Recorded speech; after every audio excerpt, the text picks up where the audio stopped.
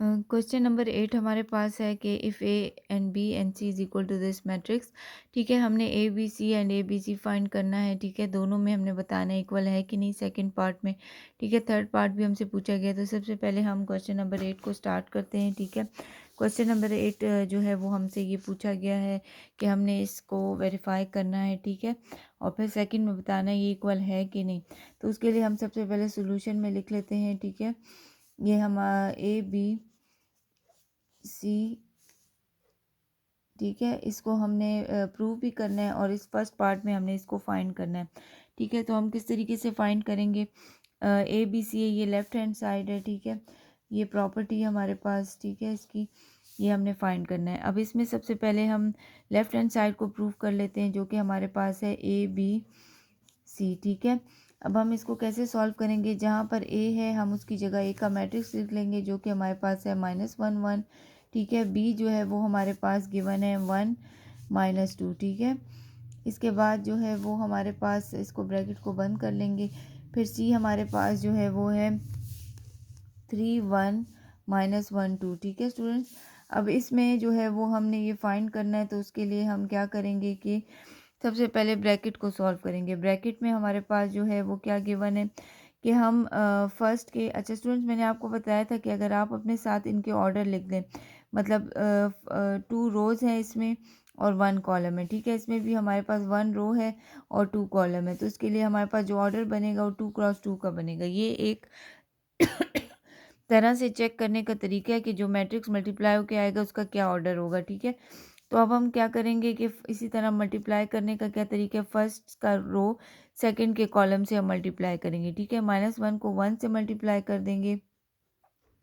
ठीक है, प्लस फिर -1 को -2 से मल्टीप्लाई कर देंगे। ठीक है, फिर इस तरीके से हम क्या करेंगे, सेकंड की बारे में आ जाते हैं। ठीक है, सेकंड में हम क्या करेंगे, इधर प्लस का साइन है। ठीक है, फिर सेकंड में हमने क्या करना है, फर्स्ट रो की तरफ आ जाते हैं। तो 1 को 1 से मल्टीप्लाई करना है। ठीक है, और फिर हम क्या करेंगे, 1 को -2 से मल्टीप्लाई कर देंगे। ठीक है, इस तरीके से ये हमारे पास बन जाएगा। अच्छा, अब हम क्या करेंगे, इसमें हमारे पास जो है वो सी का मैट्रिक्स इसी तरह हम लिख लेंगे। ठीक है, इस तरीके से फर्स्ट रो सेकंड कॉलम इसी तरह हमने करके इनको मल्टीप्लाई कर देना है। ठीक है, फिर हम क्या करेंगे, अब हम इसको मल्टीप्लाई कर लेंगे किस तरीके से, -1 1 के साथ मल्टीप्लाई होगा, -1 आएगा, -1 -2 से मल्टीप्लाई होगा तो ये 2 आ जाएगा, 2 1 ज़ा 2। ठीक है, 1 1 ज़ा 1, 2 1 ज़ा 2 मल्टीप्लाई होगा तो -2 आ जाएगा। ठीक है, अब हम इसको फाइंड कर लेते हैं। तो 3 1 -1 2 आ गया। ठीक है, अब हम इसको सॉल्व कर लेते हैं, जिसे हम मल्टीप्लाई करते हैं लेफ्ट हैंड साइड में। ठीक है, अब हम इसको मल्टीप्लाई करेंगे, कैसे मल्टीप्लाई करेंगे, माइनस फर्स्ट रो को सेकंड के कॉलम से। तो -1 3 के साथ मल्टीप्लाई हो जाएगा, +2 जो है वो -1 से मल्टीप्लाई हो जाएगा, फिर -1 जो है वो 1 से मल्टीप्लाई हो जाएगा। ठीक है, फिर 2 जो है वो हम 2 के साथ मल्टीप्लाई कर लेंगे। फिर सेकंड में 1 को 3 के साथ मल्टीप्लाई करेंगे। ठीक है, प्लस -2 को हम -1 के साथ। ठीक है, first row second column, first row, अब सेकंड रो है तो इसको सेकंड कॉलम के साथ मल्टीप्लाई कर लेंगे, प्लस -2 जो है वो 2 के साथ मल्टीप्लाई हो जाएगा। ठीक है, इस तरीके से अब हम इसे लिख लेते हैं ए बी और सी। ठीक है, अब हम इसको मल्टीप्लाई कर लेंगे तो -1 3 के साथ मल्टीप्लाई होगा, -3 आएगा, प्लस माइनस माइनस, -2 3 1 ज़ा 3, माइनस माइनस प्लस हो जाएगा, +2, -1 ज़ा 1। ठीक है, 2 2 ज़ा 4 आ जाएगा, 1 1 के साथ मल्टीप्लाई होगा, 1 आएगा, प्लस माइनस माइनस 4 आ जाएगा। ठीक है, तो ए बी और सी के हमारे पास वैल्यू जो आ जाएगी, माइनस माइनस प्लस होगा, 3 में 2 प्लस करेंगे 5, -5, 3 में 2 प्लस करेंगे 5, -1 प्लस प्लस माइनस माइनस 4 में से 1 माइनस करेंगे तो 3 आ जाएगा। अब 1 -4 है, प्लस माइनस माइनस 4 में से 1 माइनस करेंगे तो हमारे पास -3। स्टूडेंट्स, ये हमारे पास ए बी और सी यानी लेफ्ट हैंड साइड का हमारे पास आंसर है। अब हमने राइट हैंड साइड प्रूव करना है। तो राइट हैंड साइड हमारे पास है कि ए बी और सी, इसमें बी सी ब्रैकेट में है। ठीक है, तो हम इसी तरह लिख लेते हैं। इसमें हमारे पास ए फर्स्ट मैट्रिक्स है तो हम ए की जगह इसका मैट्रिक्स लिख लेंगे, जो कि है -1 1। ठीक है, फिर इसके बाद ब्रैकेट को बंद करेंगे, फिर बी हमारे पास है 1 माइनस 2, ठीक है, इस तरीके से। फिर सी हमारे पास है 3 1 माइनस 1 2, ये आ जाएगा ब्रैकेट बंद, ठीक है, ये आ जाएगा। अब हम इसको सॉल्व कर लेंगे किस तरीके से। सबसे पहले हमने ब्रैकेट को सॉल्व करना है, तो ए को हम इसी तरह नीचे लिख देंगे, ठीक है। इसके बाद हमने बी सी को फाइंड करना है, ठीक है। बी सी के लिए हम क्या करेंगे, मैंने आपको बताया था, इसका ऑर्डर लिख लेंगे।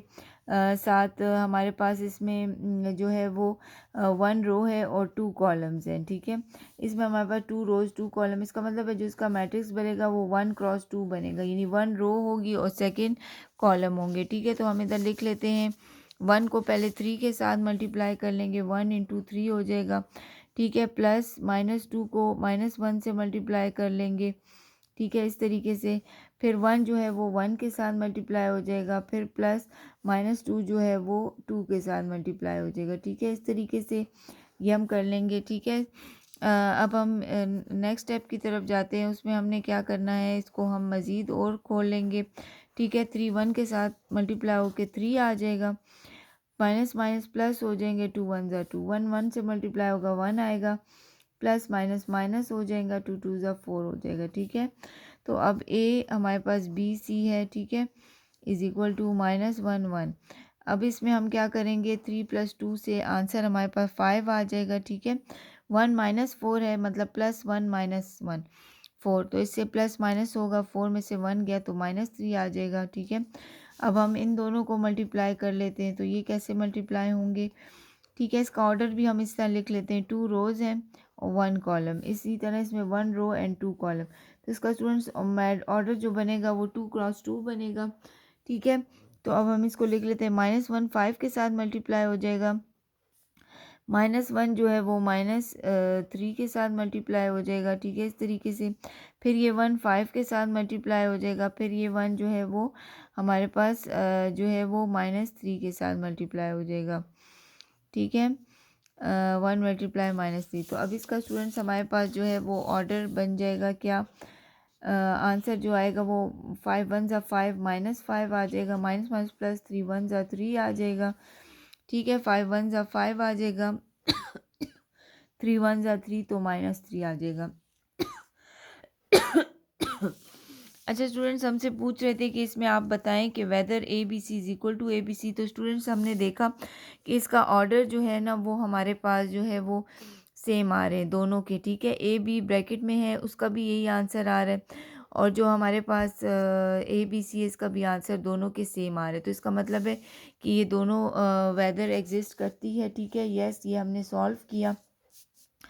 अब इसके हमसे थर्ड पार्ट में पूछ रहे हैं, interpret which law of multiplication this result shows. अब ये रिजल्ट जो है ये हमारे पास कौन सा लॉ है, ठीक है। हमने 3 लॉ पढ़े, एक एसोसिएटिव लॉ, डिस्ट्रीब्यूटिव लॉ, ठीक है, और कम्यूटेटिव लॉ। तो स्टूडेंट्स ये जो है ये प्रॉपर्टी जो है ये वाली, ये हमारे पास एसोसिएटिव लॉ है, ठीक है। ये एसोसिएटिव लॉ है विद रिस्पेक्ट टू मल्टीप्लिकेशन है, ये लिखा हुआ है मल्टीप्लिकेशन, ये हमारे पास जो है वो एसोसिएटिव लॉ है। तो इस तरीके से क्वेश्चन नंबर 8 भी हमने सॉल्व कर लिया, ठीक है। इसमें हमने जो है वो साइन का बहुत ख्याल रखना है, ठीक है। और मल्टीप्लिकेशन के लिए आसान तरीका ये है कि आप सबसे पहले अपने पास उस मैट्रिक्स के दोनों के ऑर्डर लिख लें और फर्स्ट को लास्ट को सर्कल कर दें, तो इससे जो मैट्रिक्स बनेगा हमारे पास उसका ऑर्डर वही होगा। ये एक तरह से टिप है, ठीक है, मल्टीप्लिकेशन में। तो ये हमारे पास क्वेश्चन 8 को सॉल्व कर लिया हमने।